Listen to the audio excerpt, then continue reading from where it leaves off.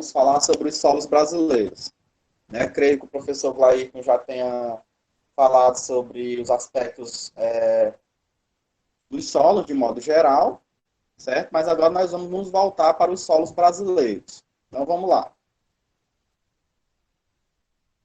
Primeira parte aí, né, dando uma recapitulada no que o professor Glairton deve ter falado, vem o processo de pedogênese.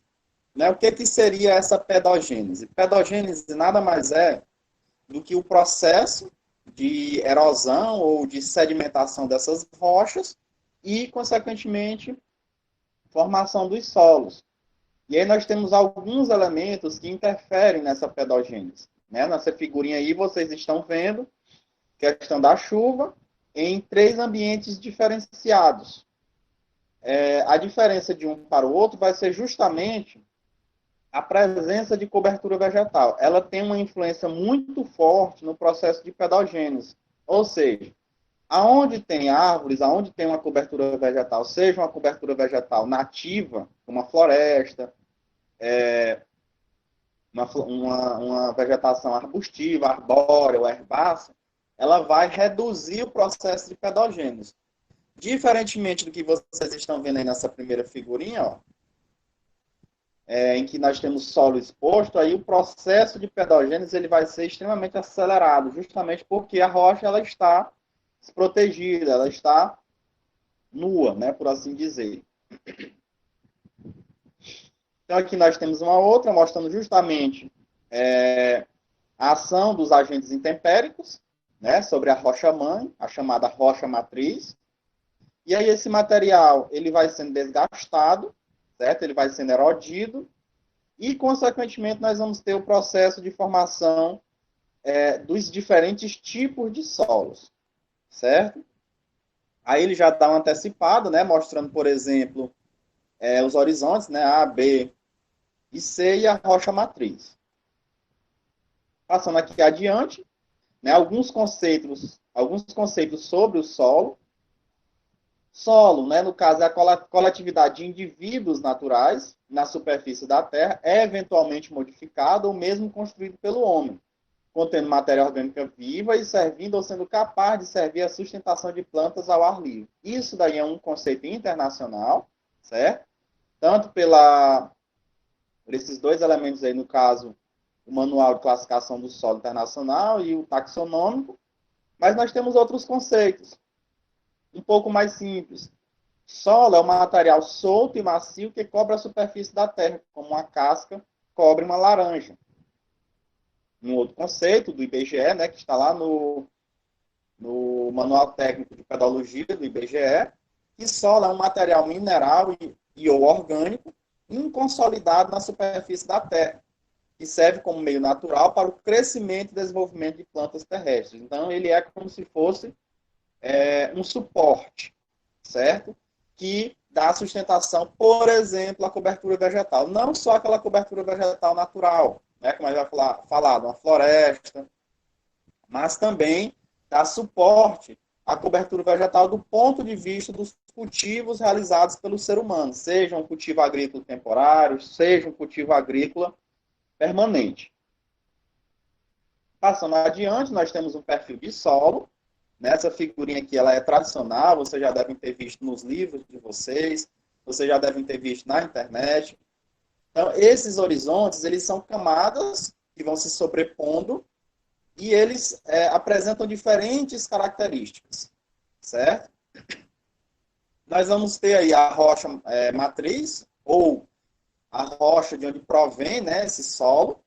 Lembrando que esses horizontes eles vão ter características diferentes porque eles têm composição diferente, certo? Então, nós temos lá embaixo aqui a rocha matriz, né, que é o R. Nós temos o F, que é um material inconsolidado, rico em óxido de ferro e alumínio, logicamente, por ele estar em contato direto com a rocha matriz, ele é rico em óxido ferroso e óxido de alumínio. É um material de coloração bem avermelhada, né, devido à presença de ferro. O horizonte C, nós vamos ter um material também consolidado, pouco afetado pelos organismos, mas que pode estar bem temperizado. Ou seja, ele pode estar bem trabalhado, bem desenvolvido, que é o que nós chamamos de regolito. Ou seja, além do material sedimentar, né, essa parte mais, como se fossem os próprios grânulos, né, minúsculos das rochas, nós vamos ter também fragmentos maiores, né, que é o que nós chamamos de regolito, que é justamente aquilo que vem, né, quando há o processo de sedimentação da rocha, que vem não só aquela parte mais sedimentar, aquela parte mais de sedimentos, mas vem também pedaços de rochas. O horizonte B, bem mais espesso, como vocês estão vendo aqui, ó, é um horizonte mineral de máxima expressão de cor, consistência e textura, de concentração de argila, matéria orgânica removida dos horizontes superiores. Então, percebam como aí no horizonte B, nós já temos a presença de material orgânico. Vocês estão vendo que até eles chegam às raízes, certo?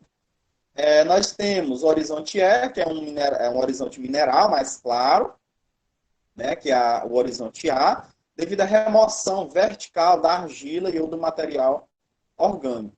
Então, é um material que não tem tanto a presença de argila e material orgânico, é quem dá uma coloração mais escura e também uma consistência maior, né? A presença da argila, ela dá uma consistência maior ao solo. Nós temos o horizonte A, com elevada atividade biológica, mistura de material orgânico com frações minerais. Então, aqui no horizonte A, nós já temos a presença, por exemplo, de alguns micro-organismos, nós já temos a presença, por exemplo, de minhocas, né, que é quem faz o processo de respiração do solo, né, fazendo aqueles túneis. E o horizonte O, né, que é um dos mais importantes e é caracterizado pelo acúmulo de matéria orgânica decomposta, certo? Esse é um dos que deve ser mais preservado, justamente porque nele está o material orgânico. E aqui nós temos as camadas do solo, mostrando justamente o que é um solo jovem e o que é um solo maduro, certo? Eu não acompanhei a aula do professor Glaito, mas ele deve ter apresentado de uma forma geral os tipos de solos. Então, esses tipos de solo, a gente tem até autores que trabalham com essa parte de classificação do solo, de vulnerabilidade, erosão do solo, que eles utilizam como critério de classificação o nível de maturidade de um solo. É meio assim engraçado dizer que um solo é maduro, né? Como é que eu digo que um solo é maduro? Quando ele já é bem trabalhado, quando ele apresenta um certo nível de profundidade, certo?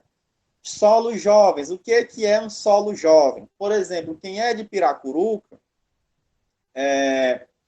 devem ter visto, por exemplo, quem já foi a 7 cidades, já deve ter visto lá naquela primeira cidade que a gente visita, que tem a Pedra da Tartaruga, você vê um solo bem branquinho, né? Parece feito de vidro. Né? São grânulos de quartzo, certo? Oriundo justamente do processo de sedimentação dos arenitos. Então, aquele processo de sedimentação dos arenitos forma um tipo de solo chamado neossolo quartzarênico, o que anteriormente, na classificação anterior do manual de pedologia da Embrapa, era chamado de areia quartzosa. Mas por que o exemplo lá de 7 cidades? Porque aquele tipo de solo é dito solo jovem. Por quê? Porque se a gente cavar, abrir uma trincheira naquele solo, a gente vai encontrar um solo raso, certo?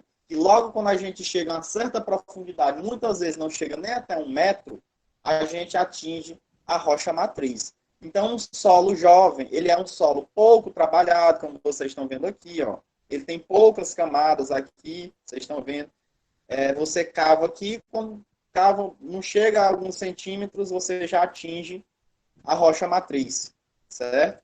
Aqui também vocês estão vendo que ainda é um solo jovem. Então, um solo jovem, ele é raso, ele não foi muito intemperizado ainda, diferente de um solo mais maduro, como é o caso, por exemplo, aqui, que vocês estão vendo já a rocha matriz. Olha a distância aqui, ó, do perfil de solo lá, da material orgânico, até a rocha matriz. Um exemplo de solo mais maduro seria os solos que nós mais encontramos no Brasil, que são os chamados latossolos. eles são solos profundos, já bastante intemperizados, já bastante trabalhados, então são considerados solos maduros, certo?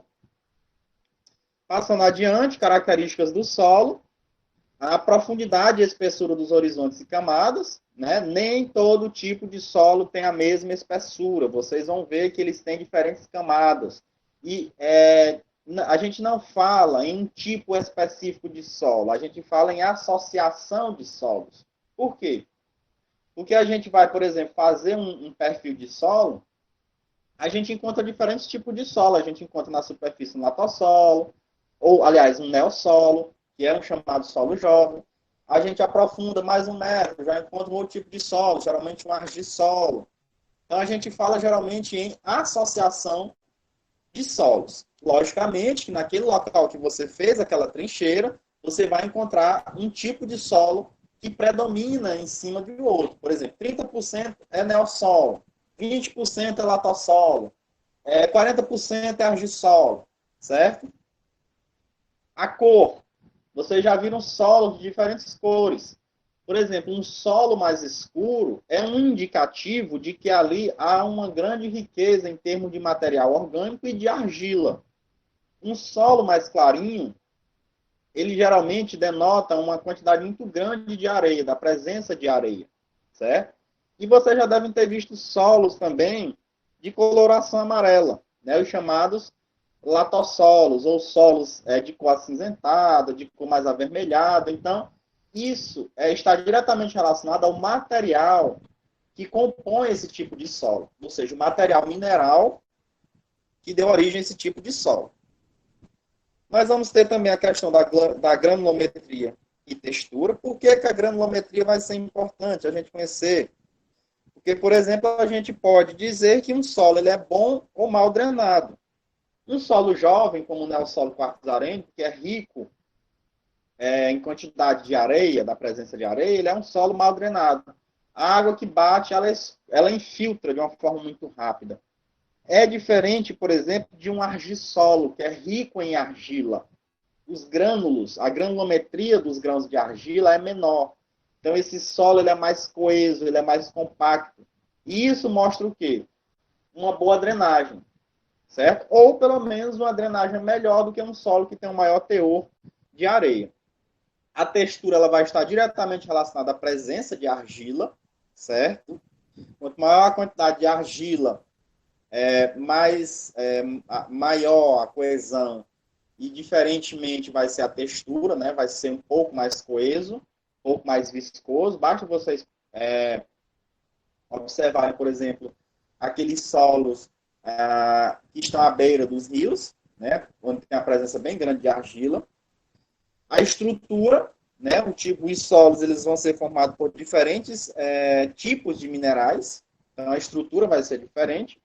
A consistência, né, que se ele é quebradiço, se ele é mais coeso, se ele é mais viscoso, os solos eles vão ter essas diferenças.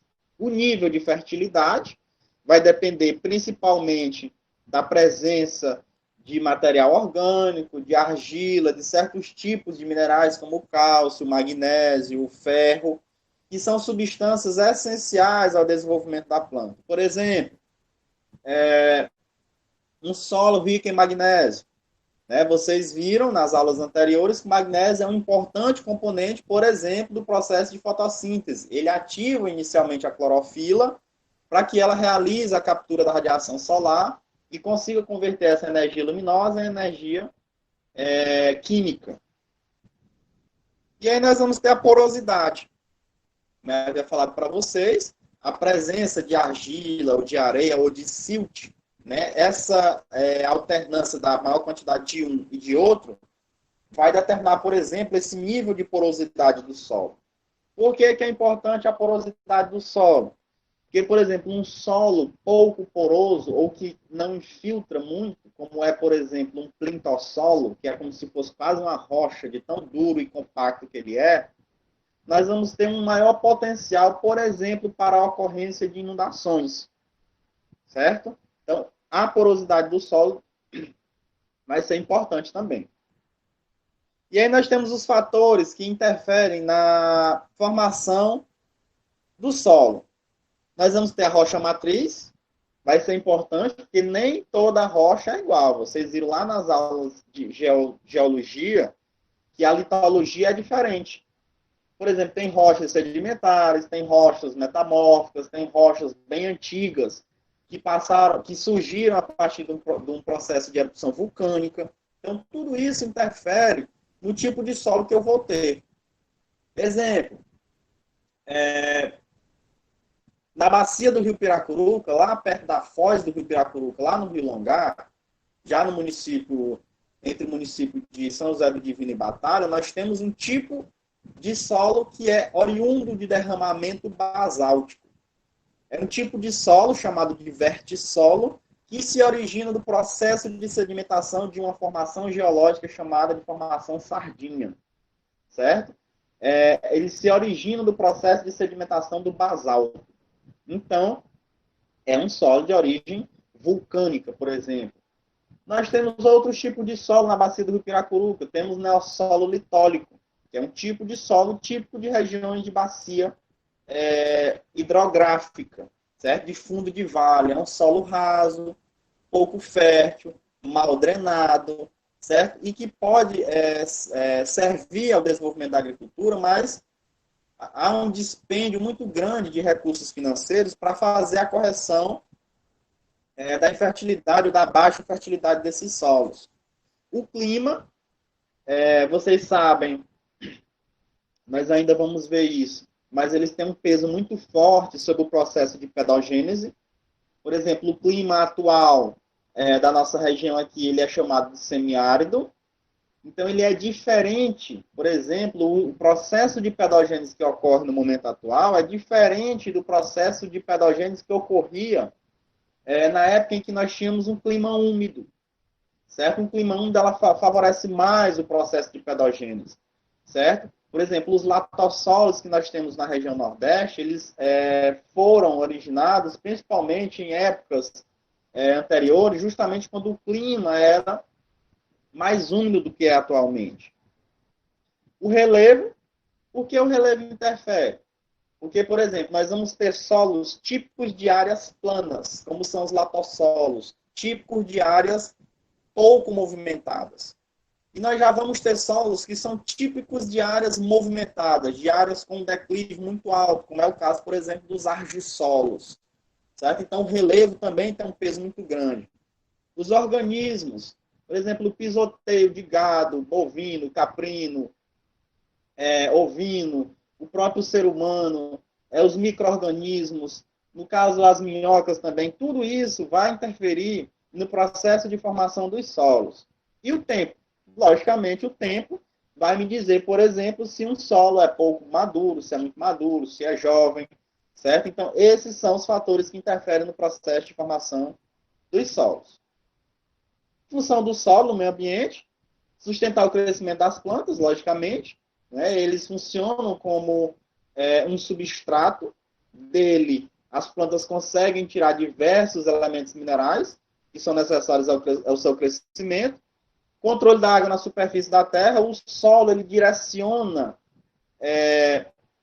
o caminho da água no solo num processo que nós chamamos de percolação, ou seja, quando a água infiltra, ela percola os caminhos que tem no solo, certo? Ocorre reciclagem de nutrientes, né? Vocês devem lembrar de uma frase bíblica muito importante que diz que viestes do pó e ao pó voltarás. Então, o solo funciona como um grande reservatório de reciclagem de nutrientes. Por quê? Porque lá tem bactérias, tem fungos, certo? Tem seres vivos chamados de saprofágicos, que se alimentam de matéria orgânica morta e fazem com que haja um processo de reciclagem do solo. É um habitat, logicamente, né? Todo solo, seja ele qualquer que for, ele é um reservatório de vida, certo? E base para as nossas construções. Eu ainda não vi nenhuma casa construída no ar, né? Se alguém viu aí, talvez tenha, né? Em algumas montanhas, como por exemplo no filme Avatar, que a gente vê aquelas montanhas flutuantes, mas na vida real não tem nenhuma casa ainda construída no ar. Então, o solo é a base para as nossas construções, sejam elas de casas, de estradas, de fazendas, de prédios, tudo isso é construído sobre o solo. E aí aqui nós temos um mapa litológico. Por que eu botei um mapa litológico? Porque, como eu venho falando, né, os solos, eles estão o tipo de solo ele está diretamente relacionado ao tipo de rocha que o deu origem.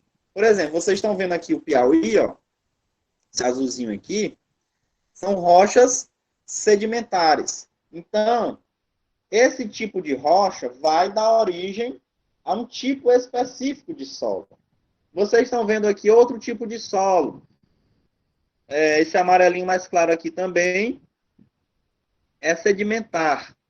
Nós temos esse marronzinho aqui, que também é sedimentar. Então, nós vamos ver, aqui em cima já é magmático, ó, esse rosa, certo? Então, esse rosa mais escuro. Então, vocês vão ver que cada um desses tipos de litologia vai dar origem a um tipo específico de solo, vai dar origem a um tipo específico de solo com características peculiares. Por que ele vai ser diferente? Por que ele vai ter textura diferente?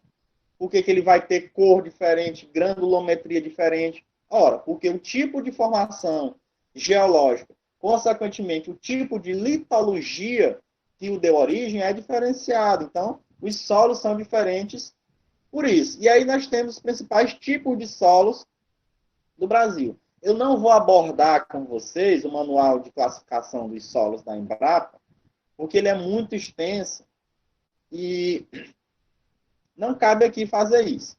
Por quê? Porque o manual de classificação dos solos da Embrapa ele tem 8 taxons. Aqui só tem um, certo? Por exemplo, eu poderia dizer que nós temos aqui um argissolo amarelo, ou um argissolo vermelho amarelo. Aqui eu só coloquei as ordens de solos, certo? Que tem no Brasil. Se eu acrescentasse mais um nomezinho aqui, por exemplo, argissolo vermelho, nós teríamos uma subordem, certo? Então aqui vocês estão vendo, ó, esse amarelo mais na tonalidade mais escura, são os latossolos. E vocês vão ver que esse tipo de solo ele está presente nas superfícies planas. Por exemplo, bem aqui na parte do Piauí, ó, ele está presente, por exemplo, na Serra da Ibiapaba, ou no Planalto da Ibiapaba, por assim dizer. No Planalto Central, no Planalto Meridional, certo? Então, eles estão presentes em áreas pouco movimentadas, em áreas planas, certo? Já, por exemplo, os argissolos, eles estão presentes em áreas mais movimentadas, aqui, ó, certo? Aqui nessa região. Os neossolos, né, que nós vamos ter aqui, ele botou de forma específica, mas se a gente fosse observar as subordens, nós teríamos duas no Piauí. Por exemplo, os neossolos quartzarênicos e os neossolos litólicos, que são típicos, por exemplo, de bacias, certo? Passando adiante. Principais tipos de solo brasileiro. Nós temos aí a terra roxa, que é erroneamente chamada de roxo, porque ela não é roxo, não tem nada de roxo. Foi assim chamado porque foi aportuguesado, né? Vocês sabem que o vermelho em espanhol se lê como rojo, né? Então, aportuguesando, chamaram de terra roxa, mas não tem nada de roxo, é um solo vermelho, certo? Originada da decomposição do calcário, uma rocha sedimentar, né? Possui extrema fertilidade e cor avermelhada, presente, por exemplo, nos estados de Goiás, Minas Gerais, Mato Grosso do Sul, São Paulo. Lembrando que nos estados de Minas Gerais e Mato Grosso, e aliás, de São Paulo, se desenvolveu muito um tipo de atividade econômica agrícola, né, muito importante no Brasil, que foi a cafeicultura. Né? Quando se fala de terra roxa, se lembra principalmente da cafeicultura, no Vale do Paraíba, por exemplo. Ó, percebam como não tem nada de roxo. Né? Um solo avermelhado, principalmente devido ao seu teor de ferro. O massapê, muito conhecido aqui do território nordestino, né? Originado da decomposição de gneiss, de tonalidade escura, né? Também de calcários, e filitos. Né? A gente encontra, por exemplo, no litoral do Nordeste, um solo aqui de coloração meio marrom escuro, certo? Mas também muito fértil. Nós temos um outro tipo de solo chamado salmourão, que se origina, é um solo que se origina de rochas graníticas, né? No caso, uma rocha magmática, e gneiss, muito contado na região sul, sudeste e centro-oeste do Brasil. Aqui mostrando o que seria um salmourão.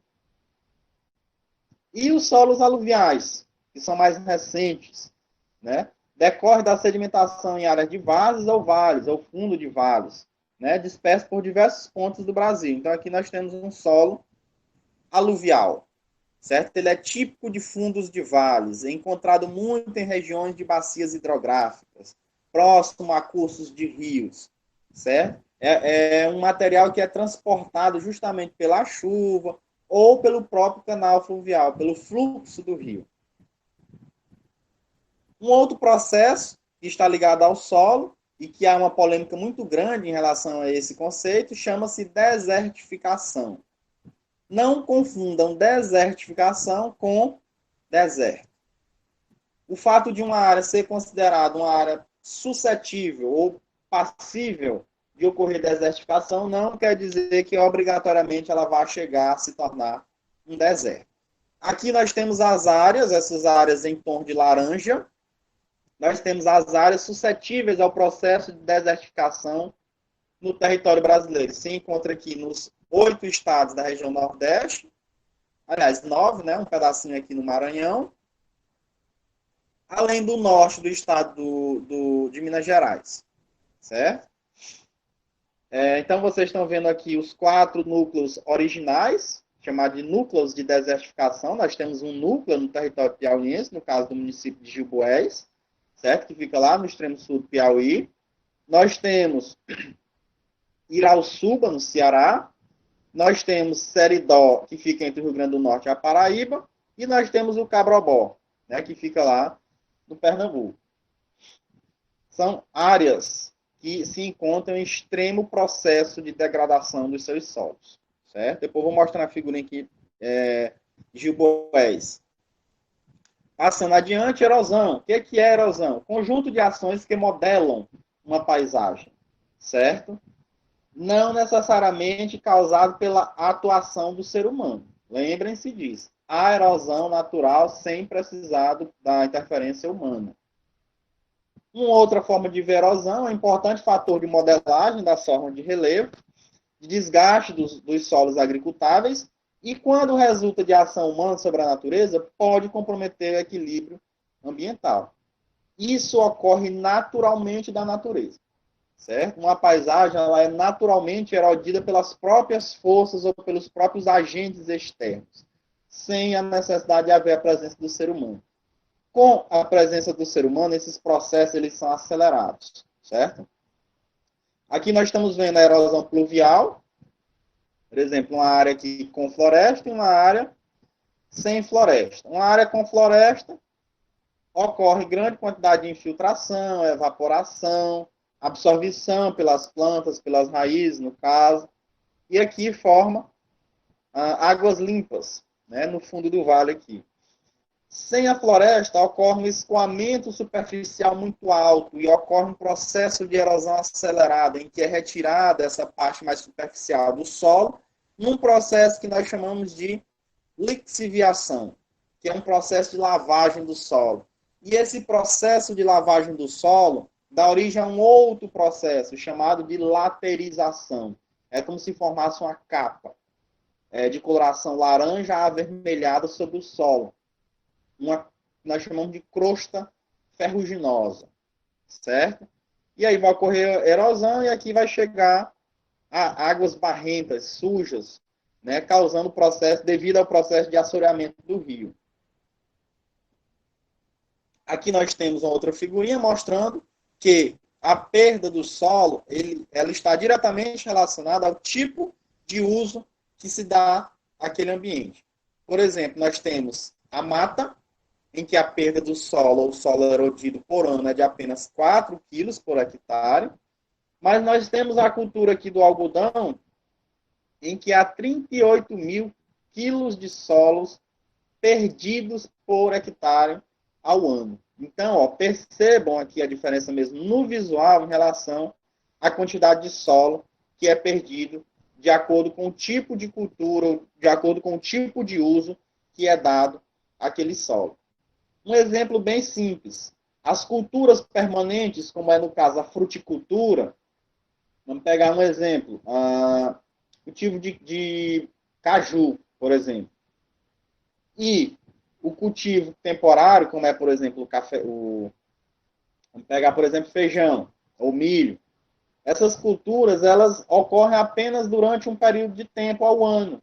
Passou aquele período de safra, o solo, se não houver uma rotação de cultura, ele vai ficar desprotegido.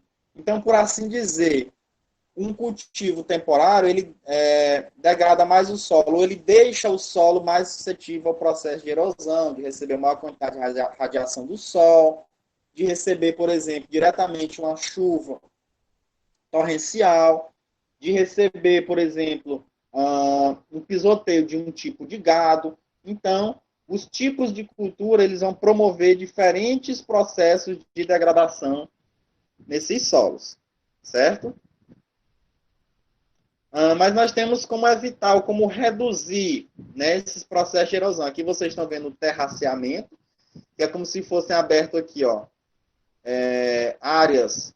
Vocês estão vendo que isso daqui é como se fosse uma área com declividade. Então, foi o que foi feito? Degraus. Tornou-se isso daqui plano para evitar a perda de água. Se fosse uma reta, aqui, um declive, a água batia aqui e levava o solo. Aqui não. Como é um degrau, a água bate e parte dela fica retida, escoando pouco.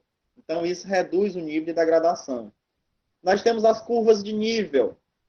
Né? Esses círculos que vocês estão vendo aqui são feitos geralmente em morros, justamente para evitar uma queda acelerada da água e retirada do horizonte orgânico de uma forma mais acentuada. Isso são formas que o ser humano encontrou para reduzir o processo de erosão. Isso é muito realizado na região do Japão. Né? O Japão, se eu não me engano, ele produz apenas 20% ou 25% daquilo que ele consome. Grande parte é importado, porque o território japonês está localizado em uma região muito movimentada.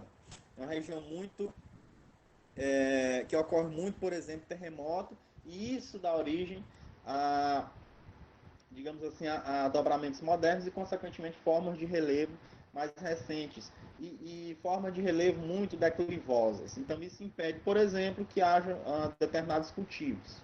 Certo? Isso é a localização do Japão e as formas de relevo do Japão são um limitador ao desenvolvimento de certos tipos de cultivo. E aqui nós temos um processo de degradação extremamente acentuado, que é uma chamada vossoroca. Isso daí lá na Chapada Gaúcha, né, em Minas Gerais.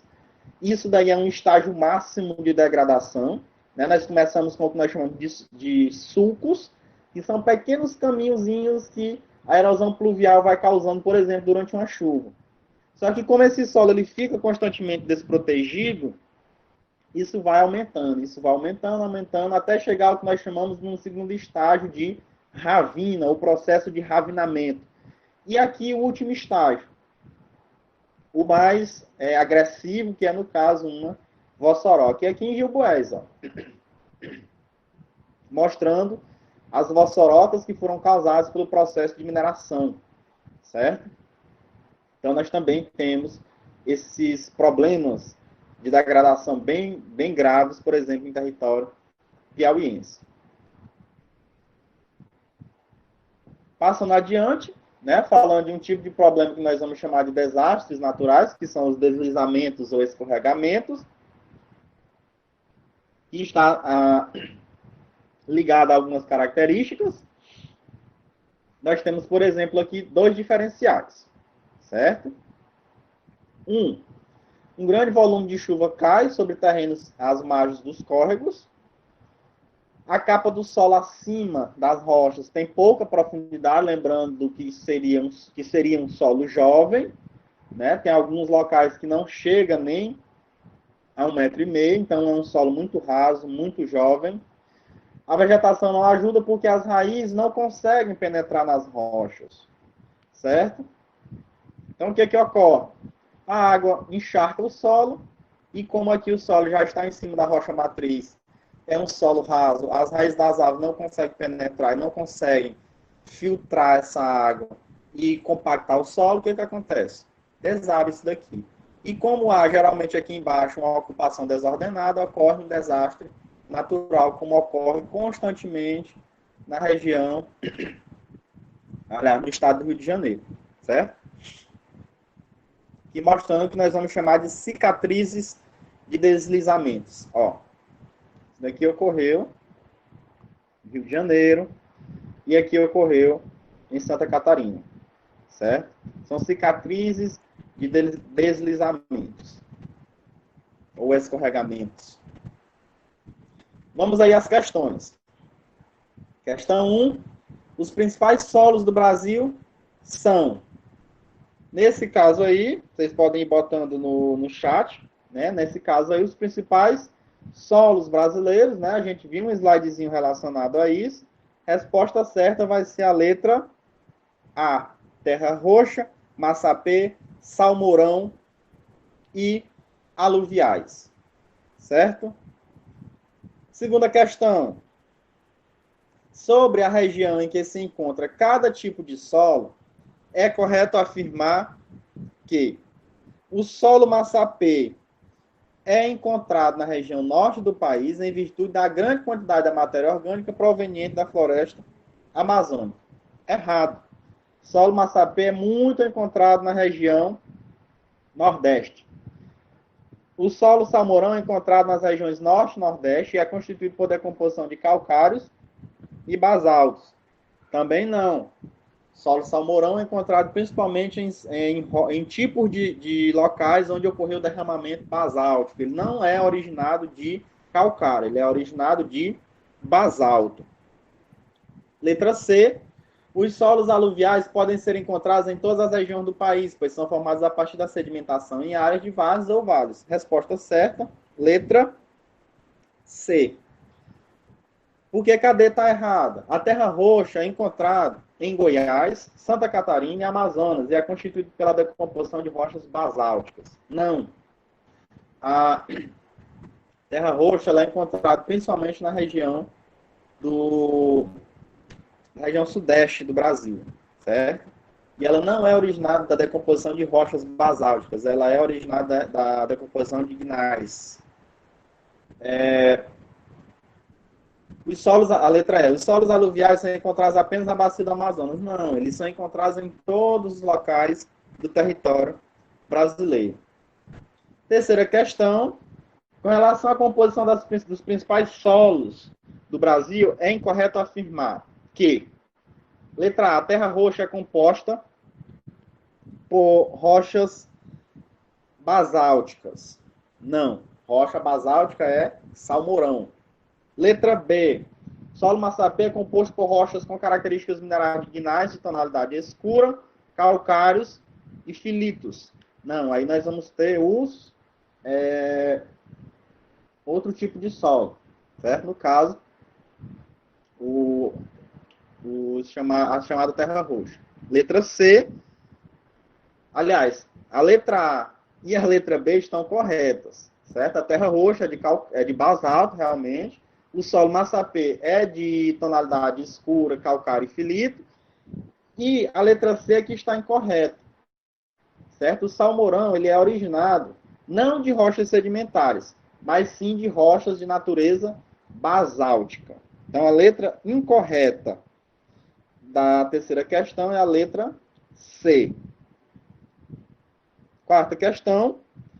Solo bastante fértil, que por ser originado pela decomposição de basalto, adquire uma tonalidade avermelhada. Só por esse nome avermelhado, vocês já sabem que é terra roxa. Letra D. Quinta questão. Assinale a opção que não se caracteriza o tipo de solo em destaque. Massapê, solo escuro e rico em matéria orgânica, encontrado na zona da Mata Nordestina. De fato, é uma verdade. Muito utilizado durante o ciclo da cana-de-açúcar. Letra B. A terra roxa Solo avermelhado encontrado no Planalto Meridional. Verdade. Salmourão, solo argiloso encontrado nos Pampas. Não. O salmourão ele é um solo que é encontrado, por exemplo, em Goiás, na região central do Brasil. Certo? Incorreto, letra C. Sexta questão. Na era mesozoica, o Brasil sofreu um intenso derrame de lavas vulcânicas, especialmente no sul. A intemperização dessas rochas deu origem, no caso aí da sexta questão, nós vamos ver o seguinte. A letra A, o acúmulo de detritos orgânicos responsável pela formação do carvão mineral. Não. Não ocorreu esse tipo de situação. Certo? B, aos depósitos de minerais como o cobre, o manganês, também não. Né? Ele está relacionado a solos. Certo? Procurem aí uma letra que tem relação com solos. No caso, letra D ou letra E. Aos solos de baixa fertilidade que predominam na campanha gaúcha? Não. Derramamentos vulcânicos que dão origem, por exemplo, a rochas basálticas, eles são extremamente férteis, certo? Os derramamentos de lavas, eles deixam aquele território ali extremamente fértil. Então, a resposta certa seria a letra E. A um dos solos mais férteis do país, no caso, a terra roxa, letra E. Sétima. Por muito tempo, os solos tropicais foram considerados pobres e pouco produtivos. No Brasil, os solos gerados em climas quentes e úmidos apresentam grandes diferenças de comportamento ecológico e agrário-econômico, podendo-se afirmar, em termos de atividade agrícola comprovados, os melhores solos brasileiros encontram na Amazônia. Não, o solo da Amazônia é extremamente pobre no que diz respeito à produção agrícola. O solo da Amazônia só dá suporte à própria vegetação, certo? Ele é um ecossistema autossuficiente. Qualquer interferência que haja nos solos vai ter uma interferência na cobertura vegetal. Por quê? Porque a floresta ela é autossuficiente, certo? B. Os melhores solos produtivos do Brasil são os silicosos dos planaltos interiores. Não é, no caso silicoso, ele está dizendo que os solos são os solos arenosos. Pelo contrário, né, eles têm um baixo teor de fertilidade. Os solos oriundos da decomposição de basaltos e diabases são os mais ricos do país. Verdade. Quem são os solos originados a partir dos basaltos e diabases? São solos resultantes de áreas onde ocorreram derramamento de lava. Exemplo aí, no caso, a terra roxa. Certo? Oitava questão. As alternativas a seguir contêm afirmações relacionadas com a formação de solos, com o seu manejo e com a sua conservação. Ele está pedindo aí a resposta incorreta. O solo da região centro-oeste do Brasil apresenta formação de concreções lateríticas devido à alternância sazonal das chuvas que ocorre no clima tropical com a estação seca. Verdade. Letra B. O plantio direto é uma técnica inadequada à conservação do solo, pois diminui os teores da matéria orgânica, favorecendo a compactação do solo e, consequentemente, a erosão do mesmo. Pelo contrário, o plantio direto é uma técnica de conservação dos solos, certo? A letra B aqui está incorreta. A nona questão.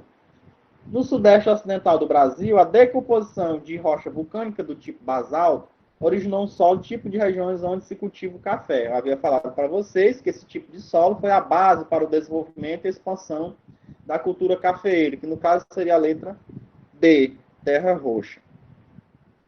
A 10ª questão. No Brasil, em termos de esgotamento dos solos, podemos citar as regiões áridas do Nordeste, que sofrem com o processo de desertificação, como eu já havia falado para vocês e mostrei aquele mapa. Já o Sul, o intenso uso do solo em terrenos arenosos leva a um processo de arenização. A arenização e desertificação são distintos processos de degradação do solo, e degradação máxima do solo, certo? Aí, quando chega a esse processo, é porque o solo já está praticamente esgotado em termos de exploração. E isso não quer dizer que não se possa recuperar. Naquela fotozinha que eu mostrei para vocês lá de Gilboés, houveram experimentos na Universidade Federal do Piauí, em determinadas áreas, em que se pôde recuperar o solo, certo? Após esse processo de degradação.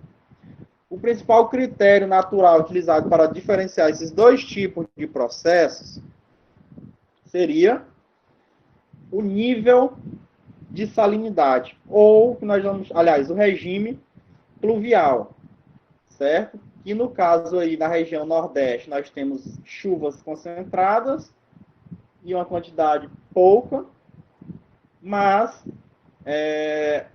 na região Sul nós vamos ter uma quantidade maior de chuvas, certo? Então, o que vai diferenciar o processo de arenização e desertificação vai ser justamente o regime pluvial. Em áreas consideradas suscetíveis ao processo de desertificação, nós temos uma quantidade muito pequena, um índice de chuvas muito baixo, certo?